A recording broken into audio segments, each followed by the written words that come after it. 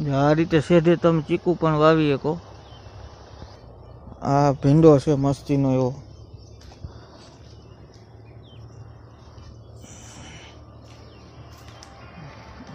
આ આંબળાનો રોપો. આ સેધે નાખો, વેસ્ટ જગ્યાએ તમે આમ સેધાને રીતે અને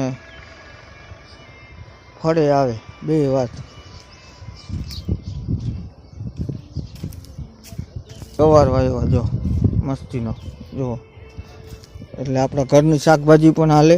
અને આવું સેધે તમે ઝાડું આંબો અને એવું બધું રહ્યું ને, જો આંબો વાવ્યો આપણે સેધે નાખેલો હોય એટલે તમારે કોઈ દિવસ નડતર રૂપે ન થાય અને કાઢવોય ના પડે અને ફળનું ફળે આપે અને સાયાનો સાયો, એટલે ફળવાળી વસ્તુ આપણે વાવી શકીએ. આ છે. પછી આમ સામે કેળ વાવી છે સેધે સેધે. આવા જ વિડીયો માટે ચેનલને સબસ્ક્રાઈબ કરજો, આવા નવા વિડીયો મળતા રહેશે.